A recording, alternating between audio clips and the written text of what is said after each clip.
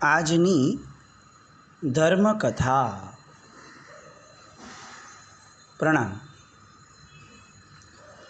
પરમ પૂજ્ય આચાર્ય ભગવંત શ્રીમદ વિજય સિદ્ધિ સુરીશ્વરજી મહારાજાની અનેક સિદ્ધિઓ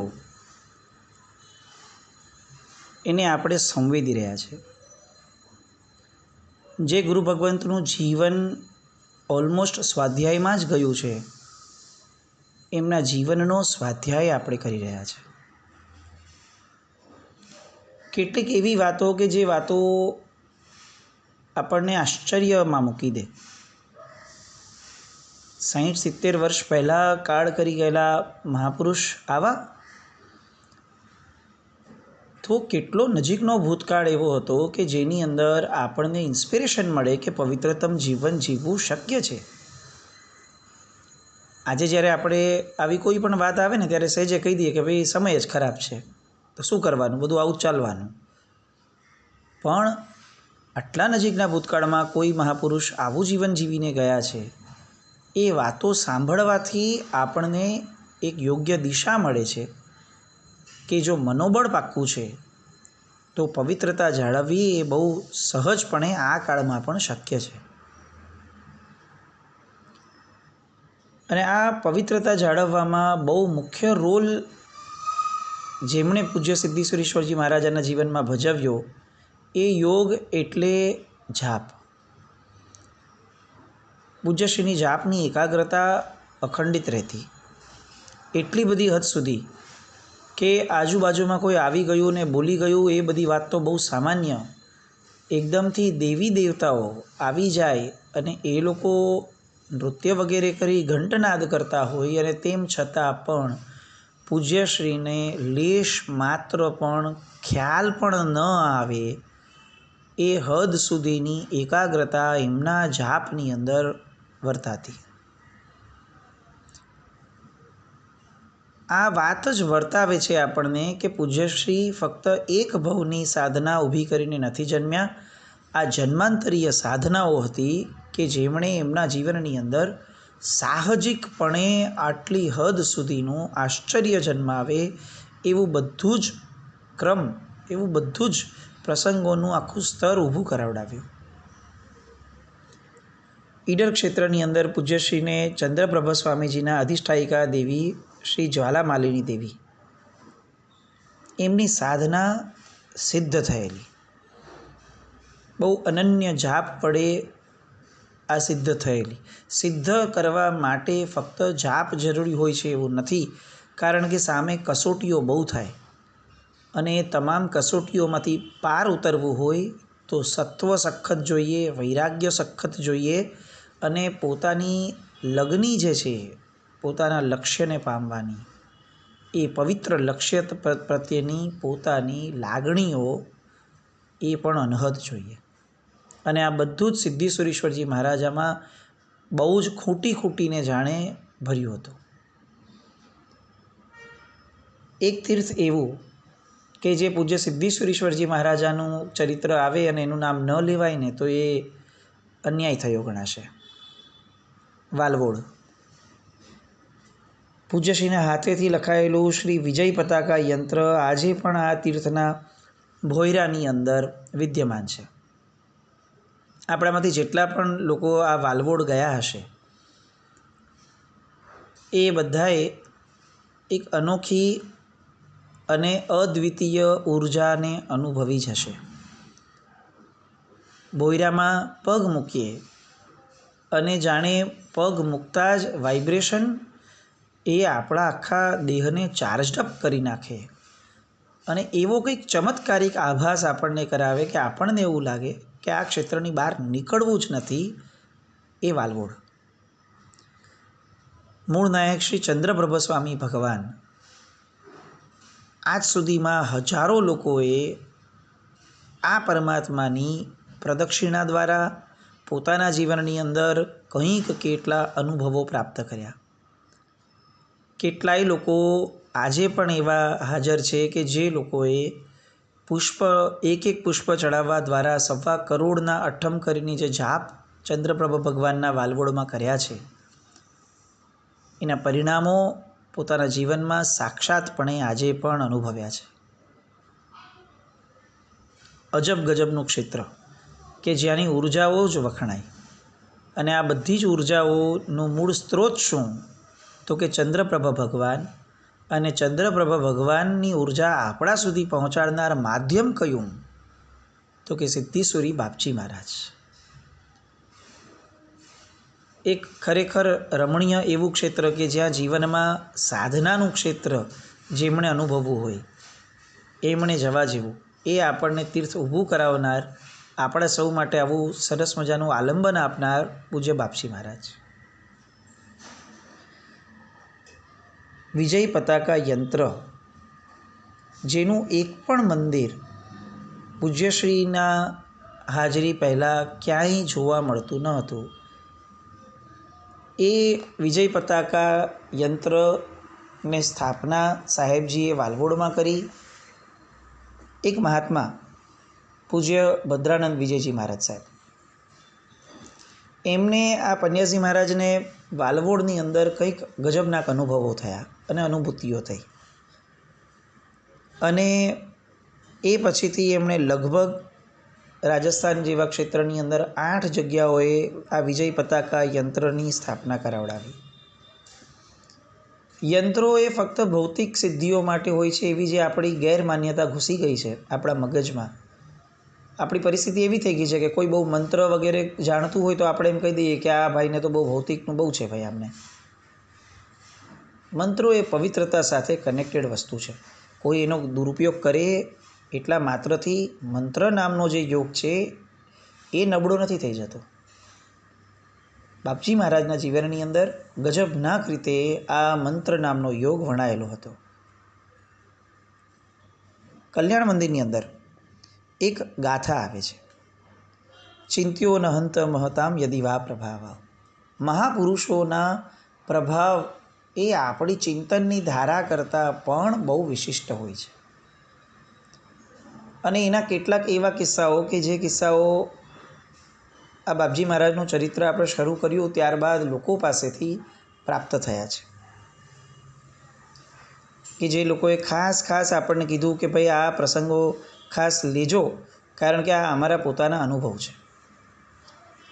સુરતનું ગોપીપુરા, પૂજ્યશ્રીની પન્યાસ પદવી જે ત્યાં થઈ હતી, એ સમયે પૂજ્યશ્રીનો ઉતારો જેમના ઘરે હતો, જે શ્રાવક એમના પરમ ભક્ત રહ્યા, પૂજ્ય શ્રી રતનચંદ ફકીરચંદભાઈ, એમના જીવનનો એક સાહજિક પ્રસંગ. સહજપણે પૂજ્યશ્રીને વંદન કરવા ગયા હતા વિદ્યાશાળામાં. સાહેબ બિરાજમાન હતા અને વાત ચાલતી હશે ને અચાનક જ પૂજ્યશ્રીની આંખ બંધ થઈ, મોઢા પર એક કંઈક અલગ જ પ્રકારનું સ્મિત અને અલગ જ પ્રકારનો ભાવ તરવર્યો અને પૂજ્યશ્રી ફરી પાછા પોતાની ધારામાં આવી ગયા આ લોકો સાથે. પણ આ ભાઈની નજર પડીને ભાઈએ સાહેબને પૂછ્યું કે સાહેબ કંઈક અલગ અનુભવ થયો? અને પૂજ્યશ્રીએ કીધું કે અષ્ટાપદજીમાં અત્યારે બહુ સરસ રીતે અભિષેક વગેરે ચાલી રહ્યા છે અને બહુ જબરદસ્ત ધન્યતમ પળો એ મનાઈ રહી છે. અને આ ભાઈને એમ થયું કે સાહેબ કંઈક અમને પણ અનુભૂતિ તો આપો, પ્રતીતિ તો આપો. અને કેટલીક ક્ષણોની અંદર જ એ જે ઓરડામાં આ બધા લોકો બેઠા હતા એ એવી અદ્વિતીય સુવાસથી ભરાઈ ગયું, એ ઓરડો દૈવી સુગંધ એ પ્રસરી ગઈ. અને બધાએ પૂછ્યું કે આ શું? તો કે નવણજળની સુગંધ તો હોય ને, દૈવત્વ છે. આવી તો કેટલીય ઘટનાઓ આપણે એવું સાંભળ્યું છે અને વાંચ્યું છે કે કેટલાક દિવ્ય આત્માઓ એવા હોય કે જેમને પ્રશ્નો થાય ને તો પૂજ્ય તીર્થંકર પરમાત્મા પાસે એ પોતાના આત્મપ્રદેશોને રોકેટ જેવું બનાવી અને પ્રશ્ન મોકલાવી અને પ્રશ્નનો જવાબ મેળવીને પાછા ખેંચી લેતા. ક્યાંક એવું પણ સાંભળ્યું છે કે સદેહે અહીંયા બેઠા હોય તો પણ આત્મપ્રદેશોને ખેંચી અને ઘણી બધી જગ્યાઓએ જાત્રા કરવા જાય એવા મહાપુરુષોના ચરિત્રો પણ આપણે સાંભળ્યા છે. સિદ્ધેશ્વરી મહારાજ સાહેબ એમાંના એક હતા એવું પણ કેટલાક લોકોએ અનુભવ્યું છે. પૂજ્યશ્રીની શક્તિઓ અમાપ હતી અને એના કારણે એમના પ્રત્યેની શ્રદ્ધા લોકોની અનહદ હતી. થોડાક સમય પહેલાં બીજા એક સમુદાયના સાધ્વીજી ભગવંતો, સમુદાય અલગ હતો, બાપજી મહારાજનો ન હતો, એ સાધ્વીજી ભગવંતો પોતાનું પડીલેહણ ભગવાનનું કરતા હતા અને પડીલેહણ કરતા સમયે જે ભગવાનની આરાધના રાખીને આપણે સ્થાપનાચાર્યજી તરીકે જે ભગવાન હોય એમના, એ ભગવાનની અંદર પડીલેહણ જ્યારે એમણે કરવાનું શરૂ કર્યું ત્યારે એક ફોટો દેખાયો અને એ ફોટો હતો બાપજી મહારાજ. બહુ આશ્ચર્ય થાય, પોતાના ગચ્છનાયકનો ફોટો હોય એ સમજી શકાય, આ ઇતર સમુદાયના ગચ્છનાયકનો ફોટો એ સ્થાપનાચાર્યજીમાં રાખવો એ ઘટના બહુ રેર હશે. એટલે સહસા પૂછાયું કે સાહેબ આવું કેમ? તો એમણે એમ કીધું કે જેમ આ યુગ પુરુષને સ્વ સમુદાય પર સમુદાય જેવું ક્યારે હતું નહીં, તો આપણને એવું કેમ હોવું જોઈએ? અને આ ફક્ત ફોટો રાખવાનો જે પ્રભાવ છે ને, એ અમે બધાએ અનુભવ્યો છે. કેટલીય નકારાત્મક શક્તિઓ કે જે ઘેરી વળી હતી, એ ફક્ત બાપજી મહારાજના ફોટાના અસ્તિત્વના કારણે ક્યાં છું થઈ ગઈ એ ખબર પણ નથી પડી. આવા કેટલાય પ્રસંગો આપણે વિચારવાના. પૂજ્ય બાપજી મહારાજ જ્યારે જીવતા હતા ત્યારે વિદ્યાશાળાના ઉપાશ્રયની અંદર એક ભાઈ એમની સેવામાં રહેતા, પરિસ્થિતિથી દરિદ્રી પણ ભાવથી ખૂબ સમૃદ્ધ, વયાવચની બાબતમાં, સમર્પણની બાબતમાં સાહેબ પ્રત્યેનો એમનો ભાવ અખંડ અને નિયમિતપણે વર્ષો સુધી રહેલો.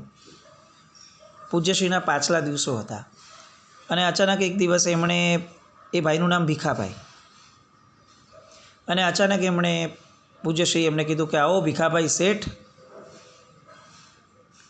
અને આ ભાઈએ કીધું સાહેબ ક્યાં મજાક કરો છો આપ? ભીખો આવું કહીને આખું ગામ બોલાવે છે અને સાહેબ આપ મારા જેવાને ભીખાભાઈ શેઠ કહો છો? અને પૂજ્યશ્રીના મોઢામાંથી સહેજે નીકળ્યું કે આજે તો હું કહું છું, થોડોક સમય જવા દો, આખું ગામ તમને ભીખાભાઈ શેઠ કહીને બોલાવશે. અને એમણે બહુ આશ્ચર્ય વ્યક્ત કર્યું કે સાહેબના મોઢામાંથી આવું નીકળ્યું છે, બહુ કહેવાય. એ પછીથી કેટલાક દિવસ પછી, 2 કે 3 દિવસમાં જ સાહેબે અચાનક એમને વહેલી સવારે બોલાવ્યા અને બોલાવી અને એક સરસ મજાનું માંડલું કઢાયેલું હતું. એ જ્યારે નીચે પોયરામાં પહોંચ્યા તો હવે કોણે કાઢ્યું હતું એ તો બહુ મોટો પ્રશ્ન, પણ એક માંડલું કઢાયેલું હતું અને સાહેબે ભીખાભાઈને કીધું કે બેસો અને 3 દિવસ સુધી આ જાપ કરવાના, અખંડપણે આંખ ખોલવાની નહીં તમારે, અને તમે આ જાપ કરશો એ પછી તમને નાગરાજના દર્શન થશે. બસ. હવે સમર્પણ એવું ને કે આવું બધું જાણવા મળે ને તો પણ લોકો પૂછે નહીં કે તો બાપજી એનાથી થશે શું?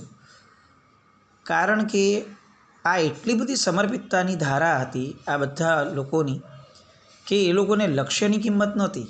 એ લોકોનું લક્ષ્ય જ બાપજી મહારાજના વચનોનું પાલન હતું. પછી એના દ્વારા શું મળે એ પ્રાઇમરી લેવલનું નહીં, એની કિંમત બહુ મિનિમમ. બાપજીએ કીધું છે કરી લેવાનું. અને બાપજી મહારાજે એમને આવી રીતે 3 દિવસની સાધના આપી, જાપ વગેરેનું પદ આપ્યું અને એ ભાઈએ અખંડિતપણે બાપજી મહારાજે જે કીધું એ રીતે કર્યું. અને હકીકતની અંદર બહુ જ થોડાક મહિનાઓની અંદર એમણે એમના જીવનમાં એવી સમૃદ્ધિ મેળવી કે એ પછીથી જીવનના અંત સુધીની અંદર એમણે એ સમયના લાખો રૂપિયા એમણે દેવદ્રવ્ય અને 7 ક્ષેત્રની અંદર પરમાત્મા ભક્તિમાં વાપર્યા. પૂજ્યશ્રીનું નજરનું પડવું એ પણ અનેક લોકો માટે સૌભાગ્યનું કારણ હતું. આવી તો કેટલીય વાતો હજી આવશે. ક્યાંક એવા પણ લોકોના સંદેશા આવ્યા છે કે 90 વર્ષની આસપાસ, 90-95 વર્ષની આસપાસ બાપજી મહારાજની આંખોની દ્રષ્ટિ જે છે એ બહુ મિનિમમ થઈ ગઈ હતી. એમ કહી શકાય કે લગભગ એ વર્ષની પછીથી બાપજી મહારાજ નિહાળી નહોતા શક્યા ચર્મચક્ષુથી. અને તેમ છતાં બાપજી મહારાજ નિત્ય સ્વાધ્યાય કરતા હતા. પુસ્તક સામે રાખીને. તો આવું પૂછતા કેટલાક લોકો કે સાહેબ આ હવે દેખાતું નથી, એ પ્રેક્ટિકલી જ્યારે એક્સેપ્ટેડ છે, તો સાહેબ પુસ્તક સામે રાખીને કઈ રીતે સ્વાધ્યાય થાય? અને આ નજીકના મહાત્માઓએ અનુભવ્યું હતું કે સાહેબ પાકે પાયે જોઈ નહોતા શકતા અને છતાં પણ સ્વાધ્યાયમાં પાનું ફરે બુકનું અને એમાં જે લખ્યું હોય ને એનો જ સ્વાધ્યાય સાહેબ દ્વારા થતો. એટલે આશ્ચર્ય થાય કે સાહેબ વાંચે છે કઈ રીતે? અને પછીથી ખ્યાલ આવ્યો, સાહેબ તો પોતાના મુખેથી બોલે નહીં, પણ એમના સહવાસમાં રહેનાર મહાત્માઓને ખ્યાલ આવ્યો કે પૂજ્યશ્રી જેમ લોકોને એના શ્વાસ પરથી ઓળખે છે. એમની નજીકમાં કોઈ આવે અને વંદન કરે ને તો એના શ્વાસોશ્વાસની અનુભૂતિ પરથી સાહેબ એમને નામથી બોલાવતા. એ રીતે પુસ્તક જે છે એ પુસ્તકને સાહેબજી ફક્ત એમની પર દ્રષ્ટિ નાખતા અને પુસ્તક બોલતું. આવા અનુભવો સાહેબની પાસે રહેનારા મહાત્માઓએ કર્યા છે કે પુસ્તક જ બોલે, જેને સાહેબ ખાલી રિપીટ કરતા. આપણે ત્યાં શ્રુત શબ્દ છે. શ્રુત એટલે સાંભળવું, એક અપેક્ષાનો એક અર્થ. એટલે પ્રશ્ન થયા, નાના હતા ત્યારે આવું કહેતા કે શ્રુત જ્ઞાન એ પરમ પવિત્ર જ્ઞાન છે અને શ્રુત એટલે સાંભળવું. તો પછી એમ થાય કે તો આ વાંચીને પુસ્તકમાંથી ભણવું એને કયું જ્ઞાન કહેવાય? તો કે એને પણ શ્રુત જ્ઞાન કહેવાય. તો કે એવું કેવી રીતે? તો કે પુસ્તક પણ અંતે તો બોલે છે, જે આપણે સાંભળવાનું છે, એટલે એ શ્રુત જ્ઞાન છે. આ વાતો ત્યારે સાંભળેલી, અનુભવવાનો કેટલોક પ્રયત્ન પણ કર્યો હતો, પણ આપણી તો રેન્જ ન પહોંચે. પણ આ બાપજી મહારાજના ચરિત્રમાં વાંચ્યા પછીથી એવું લાગે કે ખરા અર્થની અંદર શ્રુત જ્ઞાન જે છે એ બાપજી મહારાજે આત્મસાત કર્યું હતું. એમની પાસે રહેનારા તત્વો જાણે આપમેળે બોલવા લાગતા હતા.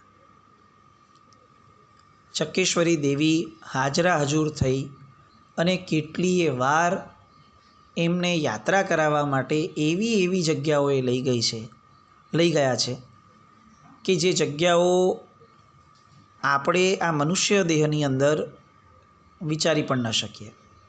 આવી વાતો પણ એમના અંતરંગ વર્તુળમાં રહેનારા લોકોએ અનુભવી છે.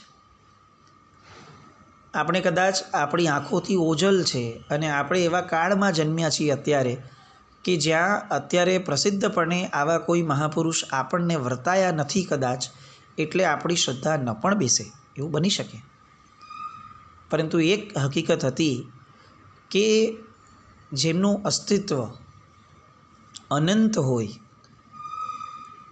એમની શક્તિઓ એ કોઈ વાડામાં બંધાઈને રહે એવી સીમિત ન હોય. અને એટલે બાપજી મહારાજ માટે લોકોએ અનુભવેલી આ વાતો એ નિતાંત સત્ય છે એવું આપણે શ્રદ્ધાપૂર્વક સમજવું રહ્યું. અને આ બધા જ અનુભવોનું કારણ એ નથી જણાવવાનું કે બાપજી મહારાજની બહુ મોટી ખ્યાતિ ઊભી કરીએ. મુદ્દો આ છે કે એક આત્મા જ્યારે પવિત્ર બની જાય છે ત્યારે એ આત્મા અચિંત્ય શક્તિનો ધારક બની જાય છે. આવી પરમાત્માએ કીધેલી વાત એના પ્રત્યક્ષ દાખલા તરીકે જાણે એક દેવદૂત તરીકે બાપજી મહારાજ આ જગતમાં આવ્યા હતા.